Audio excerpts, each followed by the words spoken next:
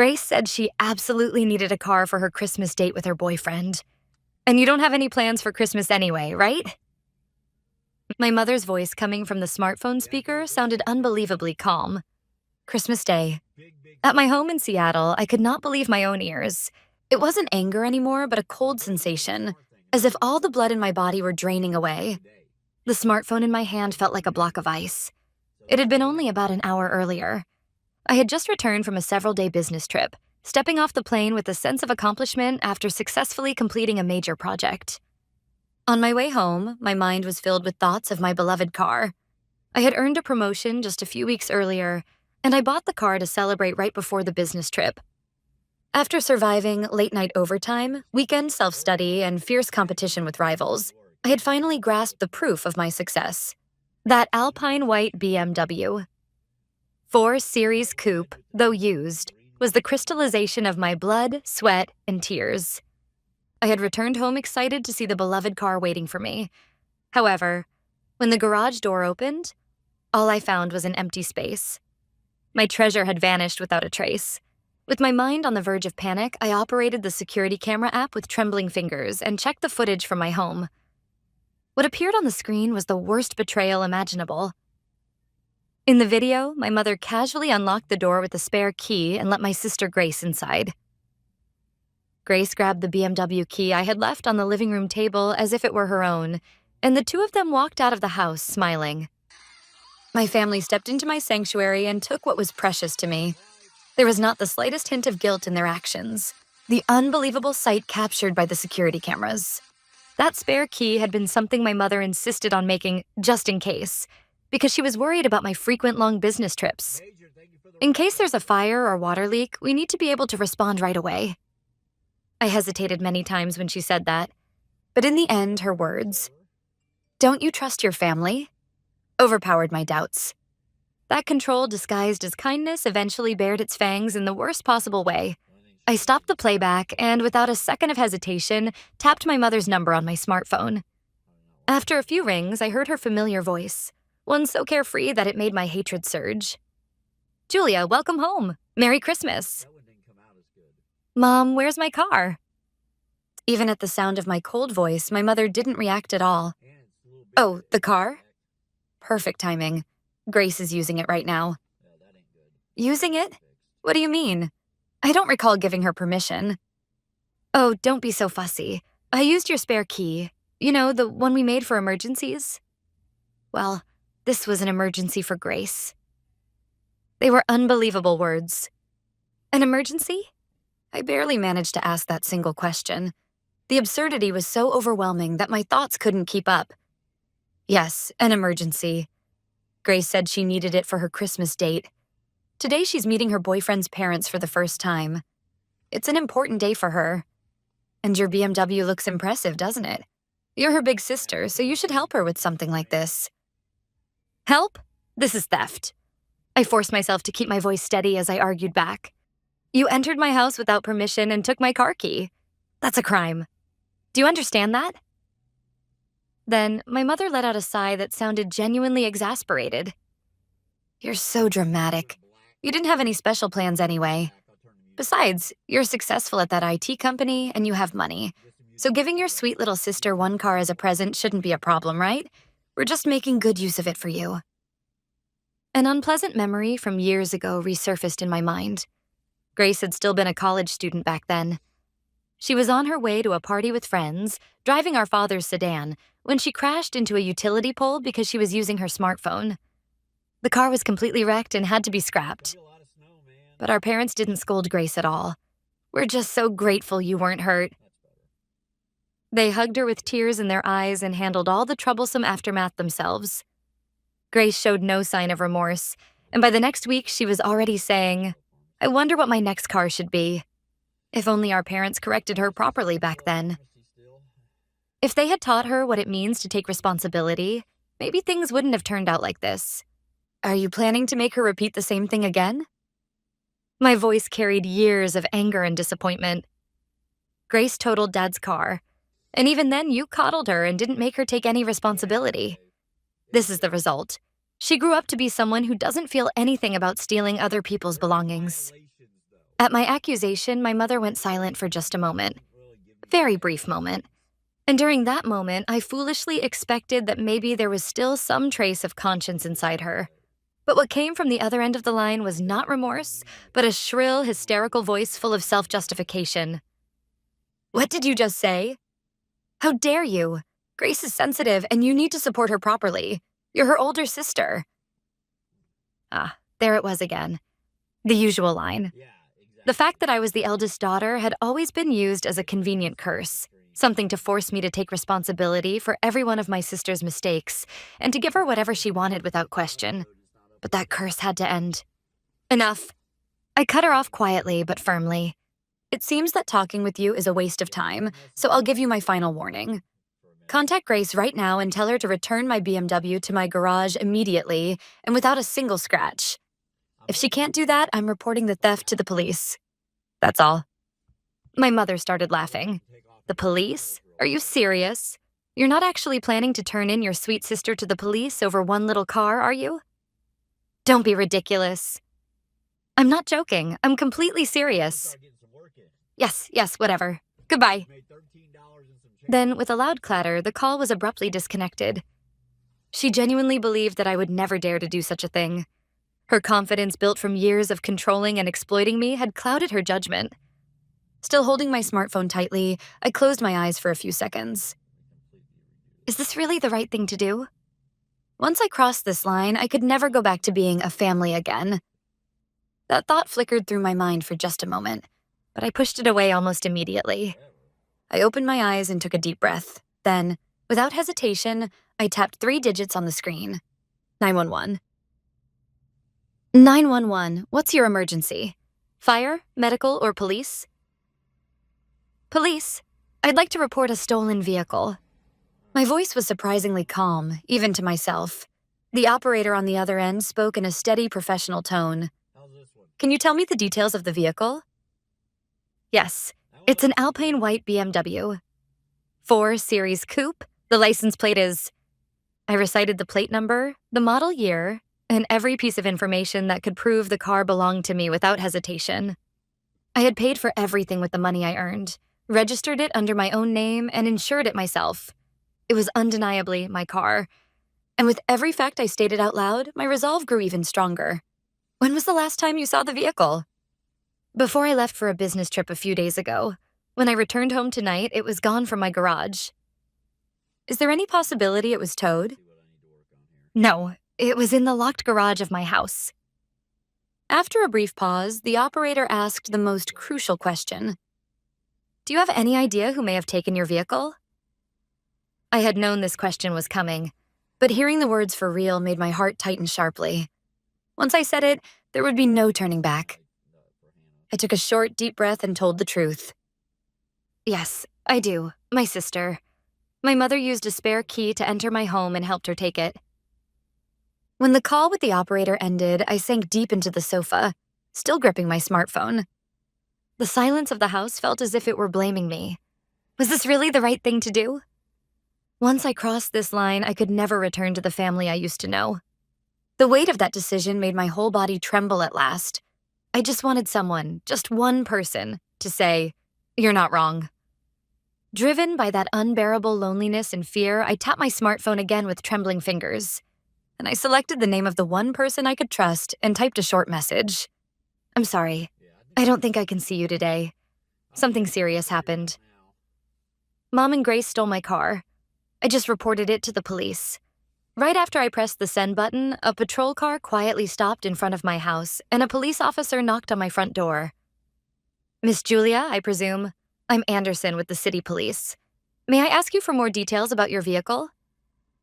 I invited him into the living room and spread out all the documents I had prepared on the table. The loan contract, the insurance policy, the registration papers. And then I showed him the security camera footage on my tablet, recording every moment of Grace and my mother entering my home and taking the key. The officer examined each document carefully, then watched the footage with intense focus before nodding deeply. I see. I fully understand the situation. The vehicle is without question your personal property. Yes, but my mother insists my sister's just borrowing it, and she won't listen to me at all. He spoke cautiously, as if choosing each word with care.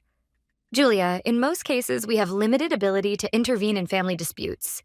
If there's even a small chance that the matter could be resolved through discussion. But I cut him off, firmly and without hesitation. There isn't. They refused all discussion. This is theft. I'm requesting action according to the law.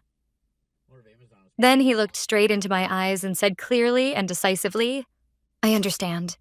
Indeed, even if they are blood relatives, taking a car without the owner's permission is theft, especially with this clearly documented ownership. This falls under grand theft auto, which is a serious criminal offense. You're absolutely not overreacting. You are the victim of a crime. Those words had the power to sweep away the guilt and self-doubt that had clouded my mind for years. I wasn't wrong. I will immediately register your BMW as a stolen vehicle in the national network. Here is your case number. He handed me a small slip of paper. The cold, printed characters on it looked like a declaration of my liberation. After I watched the patrol car's taillights disappear into the night, the house fell completely silent. What would happen then? I had an idea, but reality exceeded anything I could have imagined. The first call came from my father. He must have heard a one-sided and no doubt heavily embellished version of events from my mother. His voice through the phone was strangely calm, the kind of calm that comes from someone desperately trying to suppress anger. Julia, it's your father. Your mother is saying something strange. Is it true that you're threatening her by saying you'll call the police? In his voice was still a tone that seemed to test me, a subtle condescension, as if he were certain that I couldn't possibly be serious. Joking. My voice rang out coldly. It's not a threat, it's a fact. What did you say? I've already reported it and filed an official police report. My car is now registered as a stolen vehicle in the nationwide law enforcement network. The moment the license plate is scanned, the person driving it, no matter who it is, will be arrested on the spot. That's the reality, Dad. I heard my father gasp on the other end of the line. He must have finally understood the situation. In the next moment, his voice shifted from doubt to pure anger. Julia, you actually did that? You would turn your own sister into a criminal? It's Christmas. Do you really intend to destroy this family on this day? His shouting stirred absolutely no emotion in me. Which one of us is destroying the family? The one whose daughter's property was stolen and then justified by you? Or me? Grace is your sister. She just wanted to look good for once. And now that you're successful, you're going to cast aside your less fortunate sister? How cold-hearted can you be? I was speechless. So in his logic, it was acceptable for a younger sister to steal her older sister's car just to show off. A successful daughter must hand over everything to the daughter who isn't successful. That was my father's reasoning. No one cared how much effort and sacrifice went into earning my BMW. No one cared about the pain of spending Christmas completely alone because of this.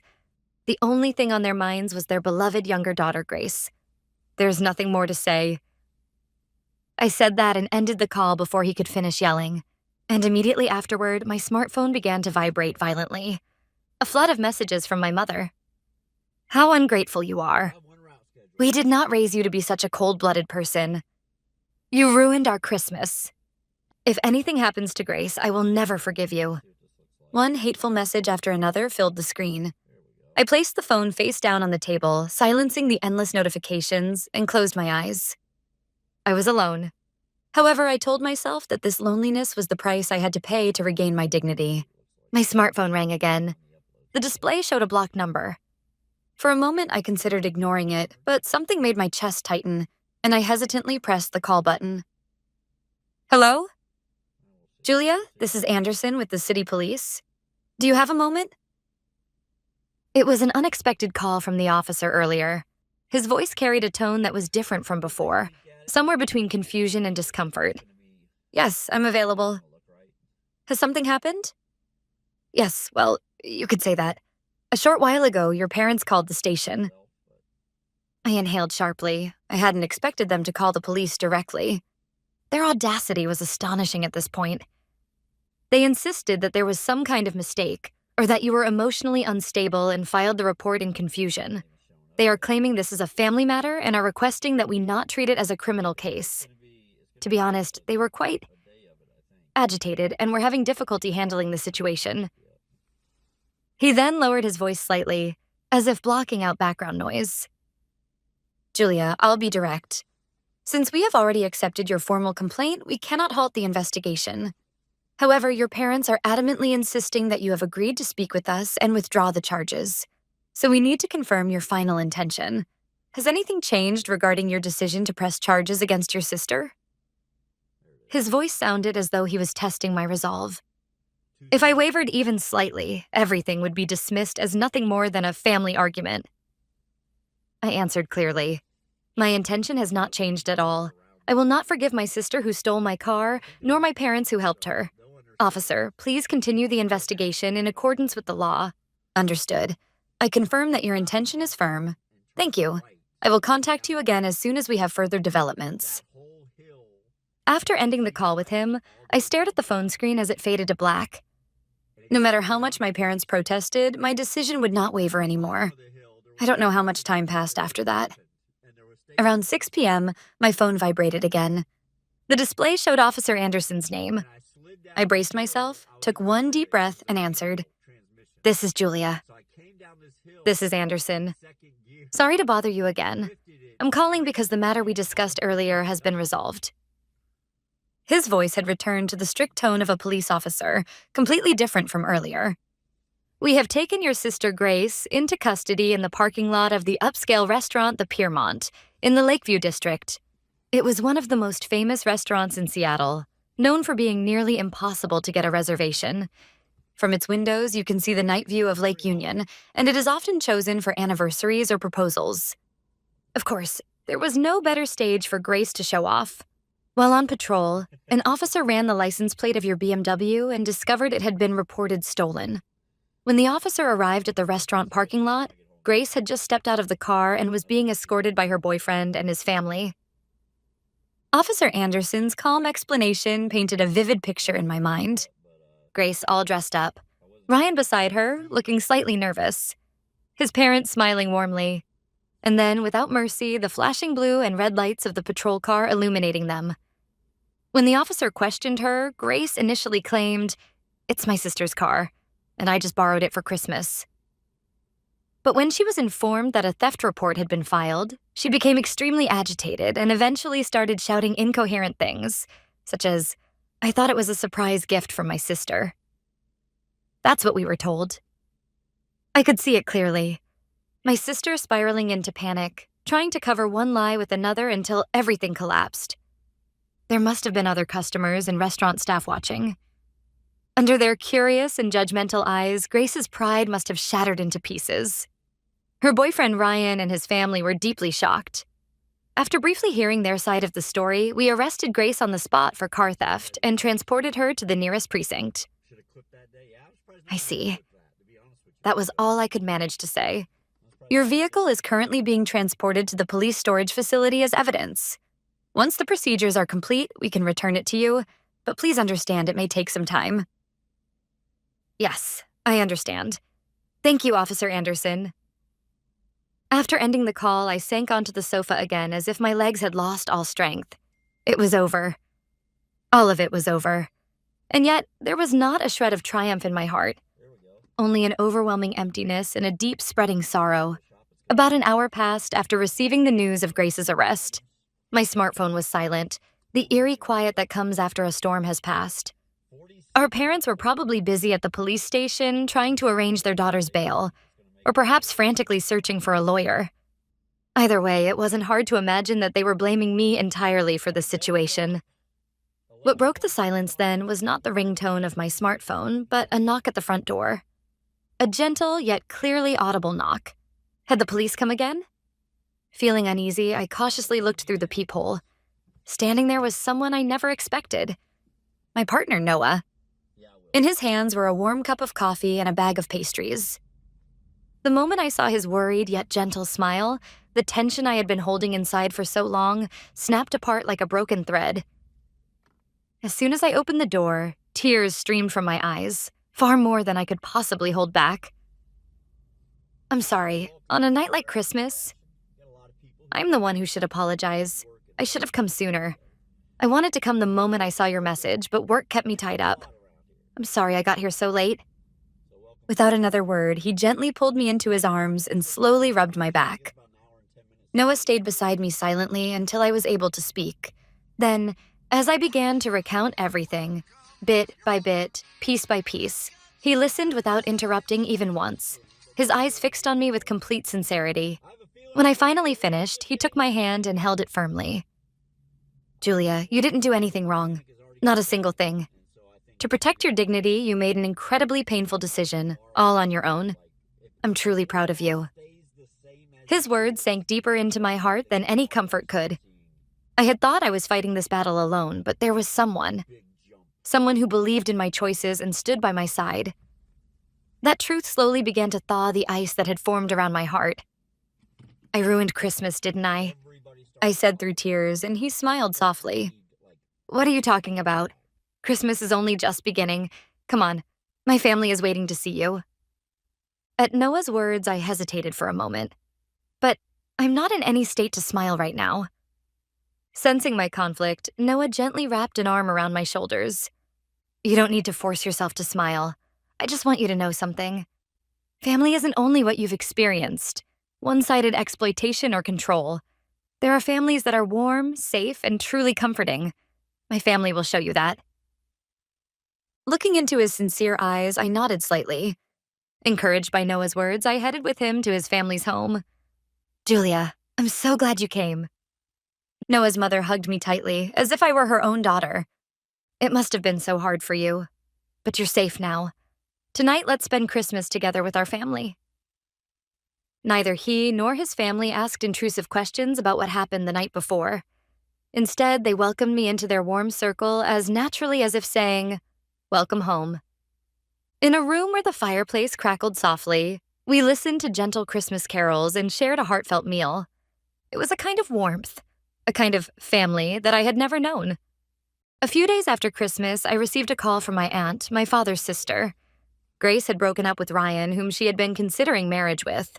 Then a lawyer informed my parents that she was highly likely to receive a criminal sentence, and only then did my parents finally grasp the seriousness of what had happened. A few days later, with my aunt's help, I met my worn-out parents at a cafe in the suburbs. My father said, "We were wrong about everything," and my mother broke down crying as she said, "I'm so sorry for hurting you."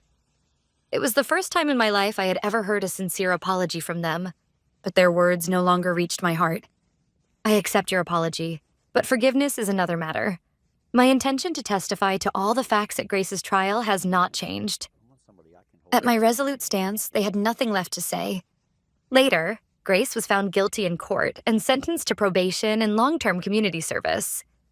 Naturally, the incident spread through their small community in an instant. My father lost his job after being held responsible for damaging the company's trust.